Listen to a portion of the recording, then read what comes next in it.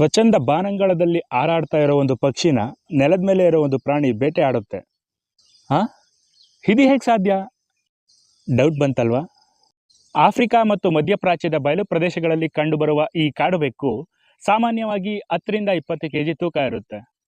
ಇದರ controlling power ಮತ್ತು timing ಇದನ್ನ ಸ್ಪೆಷಲ್ ಕ್ಯಾಟಗರಿಗೆ ಸೇರಿಸುತ್ತೆ. ಇದು ನೋಡೋಕೆ ಸೈಜ್ ಚಿಕ್ಕದಾಗಿದ್ರೂ ಮಸಲ್ಸ್ ಮಾತ್ರ ಸಖತ್ ಸ್ಟ್ರಾಂಗ್ ಆಗಿರುತ್ತೆ.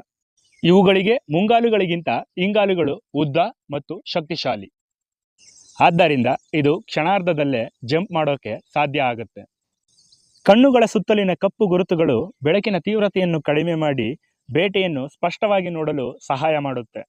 ಕಿವಿಗಳ ಮೇಲಿನ ಉದ್ದನೆಯ ಕೂದಲುಗಳು ಬಾಡಿ ಲ್ಯಾಂಗ್ವೇಜ್ ಮತ್ತು ಸಿಗ್ನಲ್ಗಳಿಗೆ ಉಪಯೋಗ ಆಗುತ್ತೆ. ಇನ್ನು ಬೇಟೆ ವಿಚಾರಕ್ಕೆ ಬಂದರೆ ಕ್ಯಾರಕಲ್ ಅರ್ಜೆಂಟ್ ಮಾಡೋದಿಲ್ಲ. ಶಾಂತವಾಗಿ ಟಾರ್ಗೆಟ್ ಮಾಡ್ತಾ ಸರಿಯಾದ ಟೈಮಿಂಗ್ಗೆ ವೆಯ್ಟ್ ಮಾಡುತ್ತೆ. ಪಕ್ಷಿಗಳು ನೆಲದ ಹತ್ತಿರ ಹಾರೋ ಸಮಯದಲ್ಲಿ ಕ್ಷಣದಲ್ಲೇ ಮೇಲೆ ಜಿಗಿಯುತ್ತೆ. ಇಂಗಾಲಿನ ಶಕ್ತಿಯಿಂದ ಇದು ಸುಮಾರು 3 ಮೀಟರ್ ಎತ್ತರ ಜಂಪ್ ಮಾಡುತ್ತೆ. ಗಾಳಿಯಲ್ಲೇ ಪಂಜದಿಂದ ಹೊಡೆದು ಪಕ್ಷಿಯನ್ನು ನೆಲಕ್ಕೆ ಬೀಳಿಸುತ್ತೆ. ಕೆಲವೊಮ್ಮೆ ಒಂದೇ ಜಿಗಿತದಲ್ಲಿ ಒಂದಕ್ಕಿಂತ ಹೆಚ್ಚು ಪಕ್ಷಿಗಳನ್ನು ಬೇಟೆಯಾಡುತ್ತೆ. ಇದರ ರಿಯಾಕ್ಷನ್ ಸ್ಪೀಡ್ ಮಾತ್ರ ತುಂಬ ಫಾಸ್ಟ್.